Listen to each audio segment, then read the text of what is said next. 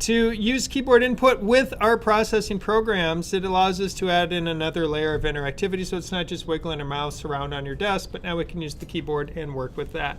And the fun part about doing that is it creates a sense of immediacy, and we can really understand that it's working nicely.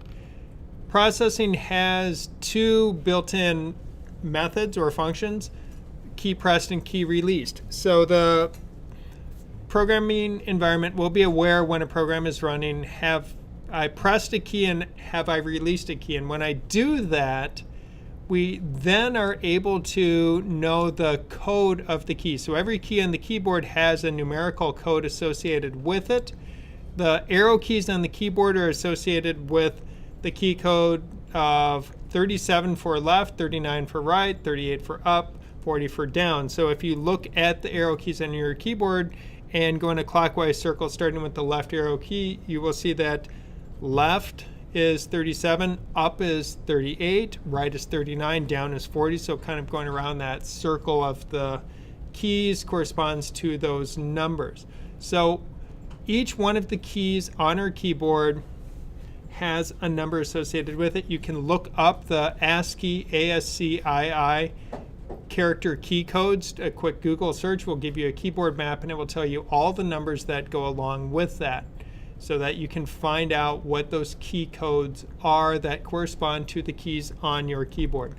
Processing does have some constants stored for the arrow keys, as well as the return key, the space, and control and options. So we do have access to some of these other keys as well as stored constants, but they also just have key codes.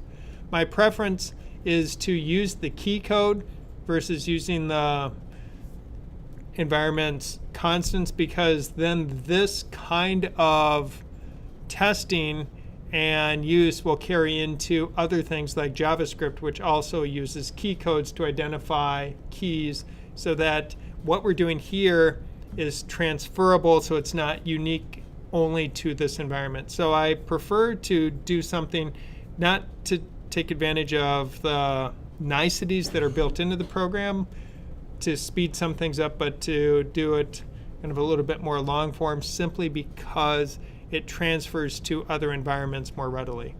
So it's very common that we use key codes as a way to figure out what keys have been pressed on the keyboard. So if I press a key, it fires off the information that a key was pressed.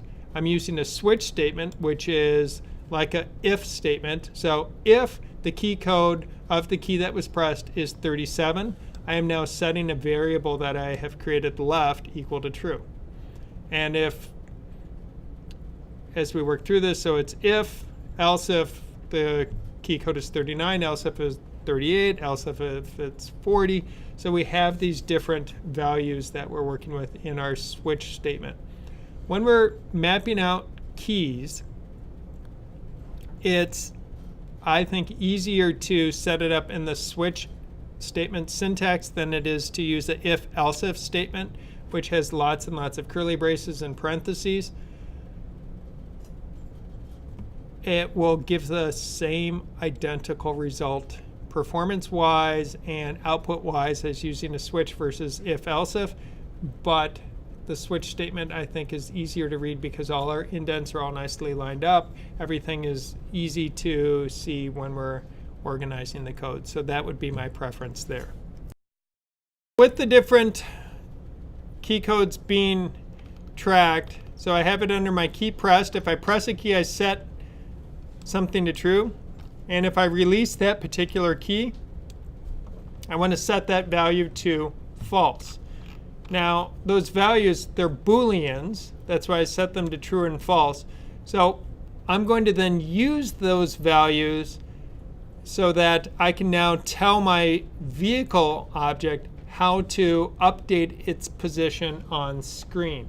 Because that's really what I'm trying to use that for, is how do I get that object to update itself on screen. So with that, we don't have to look at key pressed and key released again for the rest of this process. You can pretty much take those, and any keyboard game you just put in for the different keys that you're looking for, as long as you have Booleans that correspond to that. So if you're using the space bar, if you're using the letter key, if you're using the return key, the shift key, whatever, then you can now have cases for key pressed and key released, and you're good to go in any project. Next, we're going to go look at the vehicle class, and we're going to get that doing something so that we can work with that through its movement. Now, as I look at the vehicle class, it has a number of values that are already pre-populated in there because I figured these are not going to be too hard to worry about yet.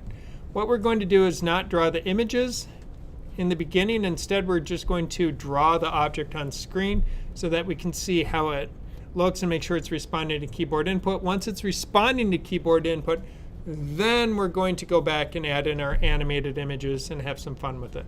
So the object will start its life at the middle of the screen. It has a height and width of 32. Its initial speeds will be set to 0. It has a maximum speed of 10. And we'll revisit what that means in a little bit as we work with it. So before we figure out the update, we're going to go into display and just populate this with a real simple fill. I'm just going to fill mine with red and draw rect at x, y, width, height. So that really is going to be the same as when we draw our image a little bit later, where we specify we want to draw an image. The image will draw an x and y value, and the width and height we're going to leave at the default size of the image file that we are drawing. So we can draw it that way. So that's now going to draw it.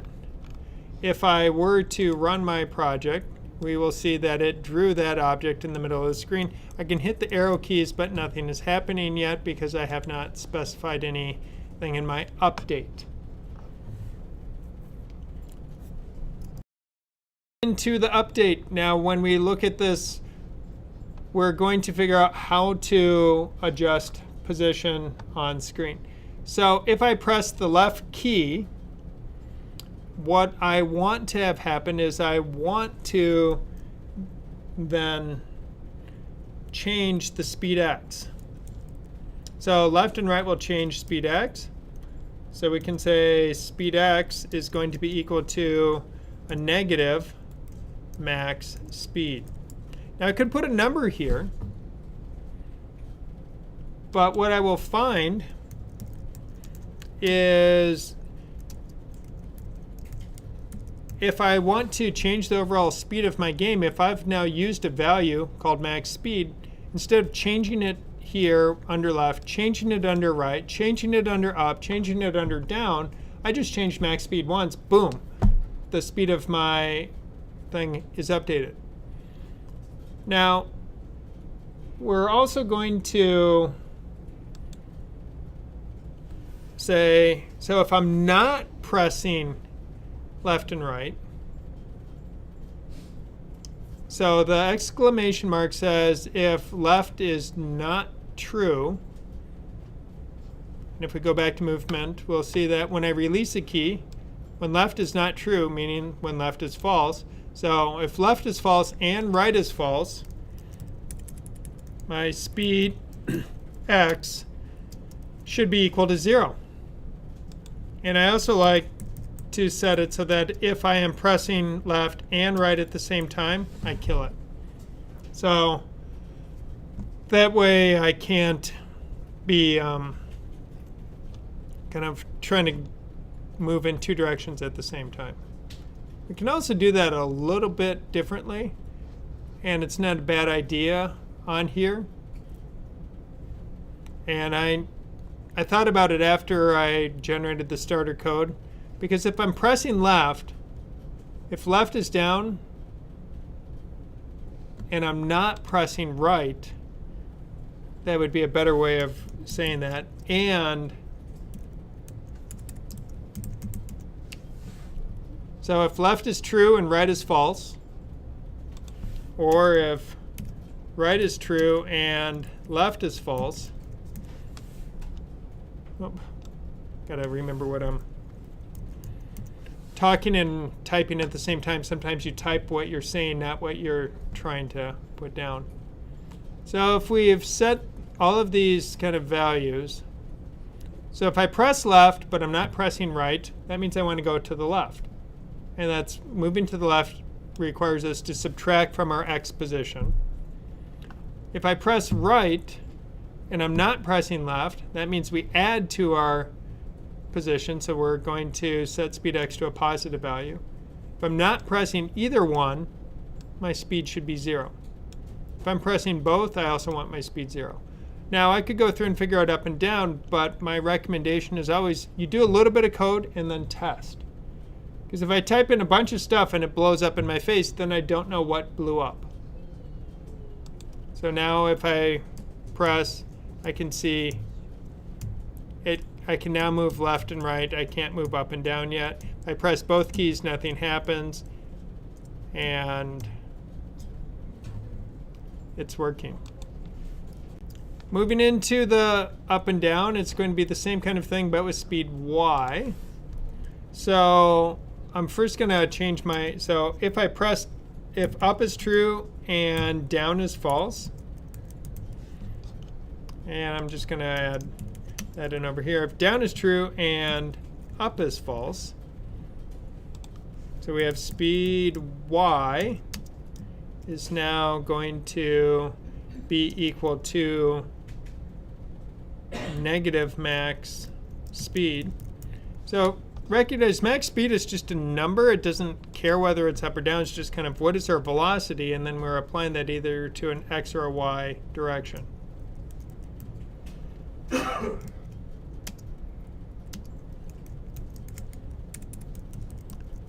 So we set up for going up, going down, and now if I'm not going up and down, speed y is going to be equal to 0.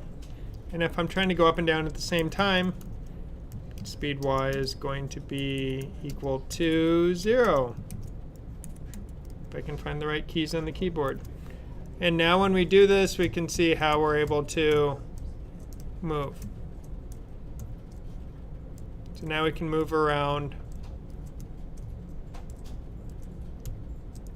on the screen.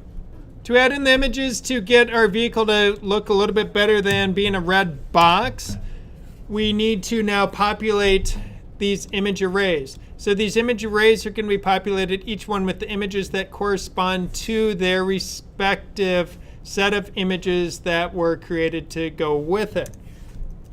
So the first thing that I want to do is to set up my number of frames.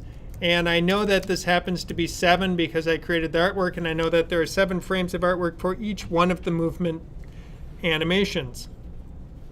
By keeping my movement animations to the same number of frames, it allows me to be more efficient, or lazy, one of the two when I am coding, but I'd call this more efficient because now I only have to keep track of one value of number of frames.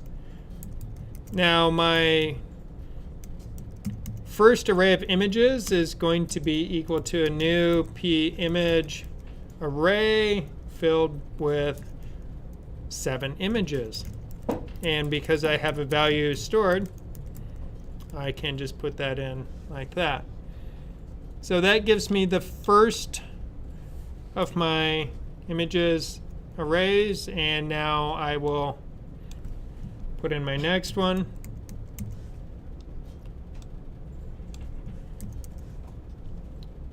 The next, and finally my down one. So those 4 image arrays have now been instantiated. So I created the variables. I've now constructed them so that that value is now an array of 7 images each. The next thing, when we are trying to populate these arrays of images, we use a for loop to do so because that's a convenient way of going about it. So we'll say int I is equal to 0. I is going to be less than our number of frames. And I will go up by 1 each time with the I++. Curly brace, return twice, up arrow once.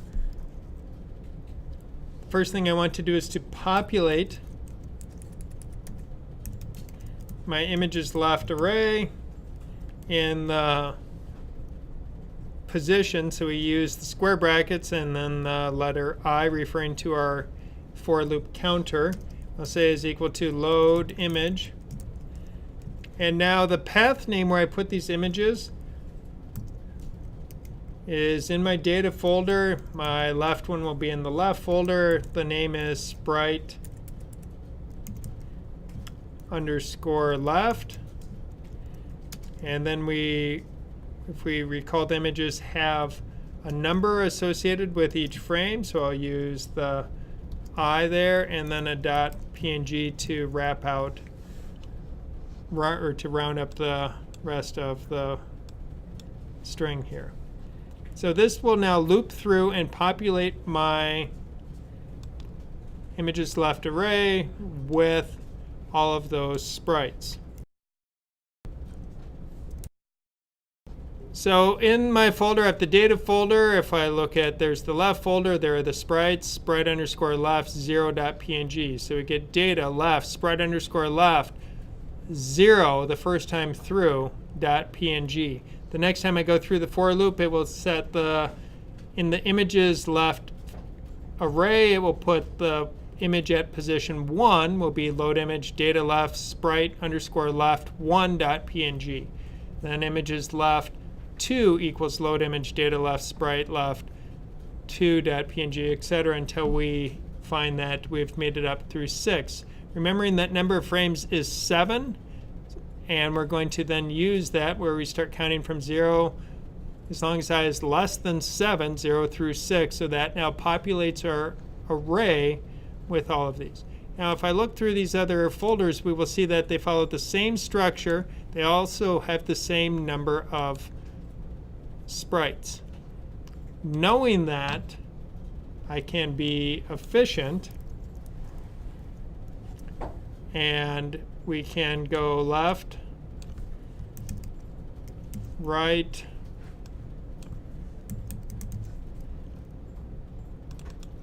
up, and down.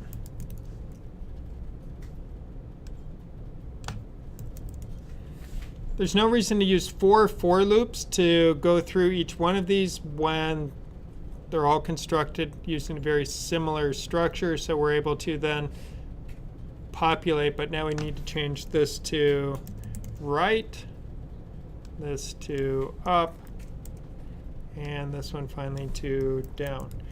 If I'd done this other way and hadn't noticed, through the miracle of copy pasting, it's really easy to miss little details. But I should know that anywhere it says left, left, left, then right, right, right, up, up, up, down, down, down. And as long as that lines up, then we're in good shape.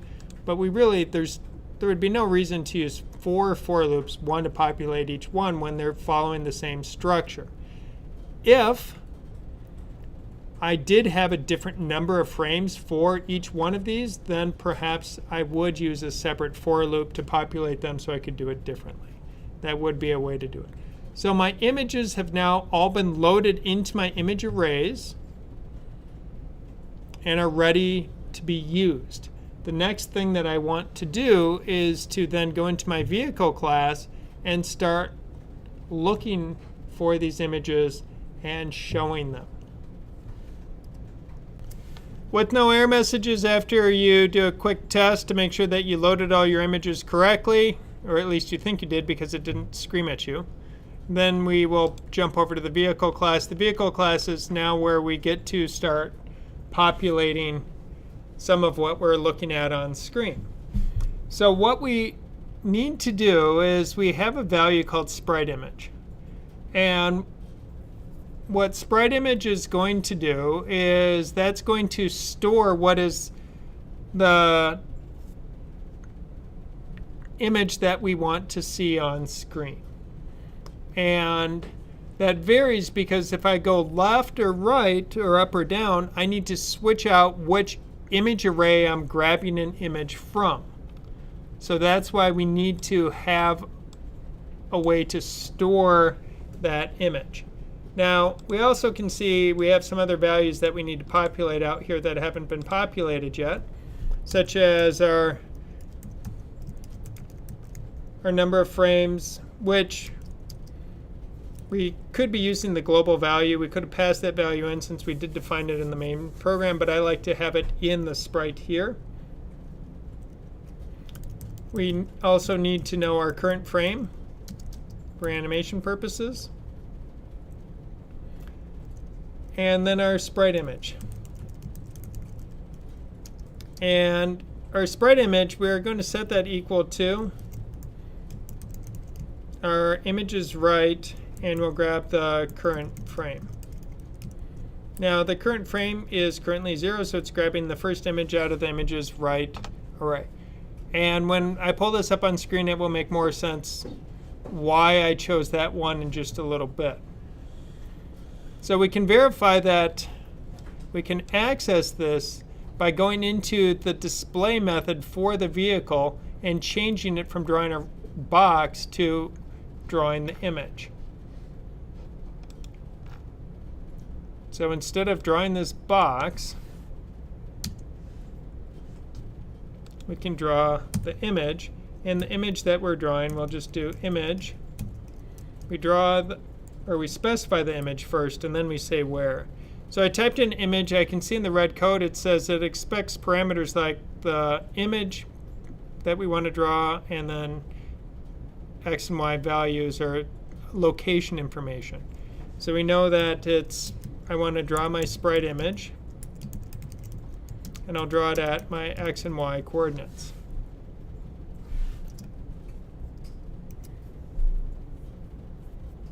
Now if we run the program and test it one more time, we will see that it's now drawing that first sprite. But if I move in different directions, it's not changing that sprite. So the next step will be to get it to change which graphic it is showing us. And that's going to be in our left, right, up, and down methods. So in my left method, sprite image is going to be set equal to images left, and we'll grab the current frame.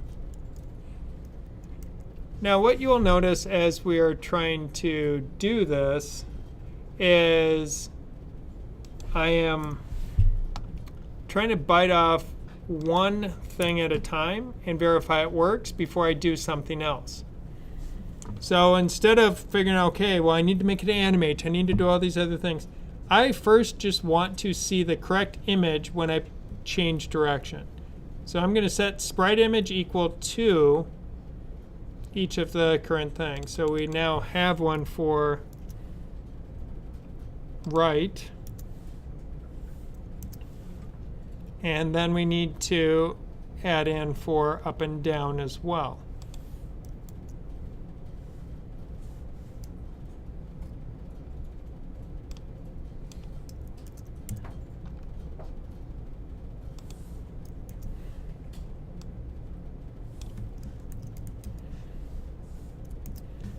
So if I move left, I set sprite image equal to my images left array's current frame. If I move right, I do the same, move up, move down for each of those. And when we do that, we can then check and see that the artwork is indeed rotating as I move around on the screen. Now that our image is behaving correctly in each direction, so it moves left, right, up, and down, what we need to do is to update it so that the image updates its visual frame each time. And at the end of the update method, we're going to just add in that little bit of programming that says current frame plus plus if current frame is equal to my number of frames, curly brace, turn twice, close, up arrow once, current frame is equal to 0. So if my current frame is now equal to the total number of frames, then we need to reset it back to 0. So this will now allow it to update our current frame when we are moving. And if I run this, we'll see that now it's going through and updating using our sprite animation.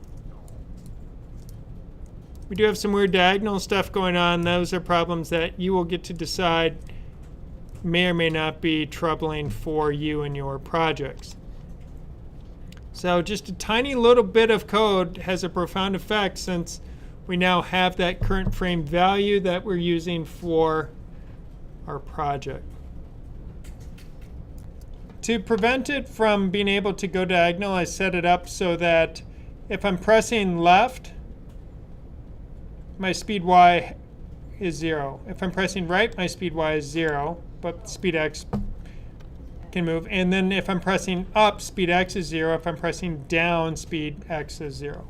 So I set that up so you can't be moving in two directions at once. It's either one or the other will take precedence based on keys as you press them. So I like that better based on the artwork that I have, because it's not rotating. If I'm going to move diagonal, I would prefer to use a movement scheme where I rotate and then move at an angle, so then my artwork is rotating to that angle, like a top-down version of a spaceship sort of thing. You wouldn't just add new art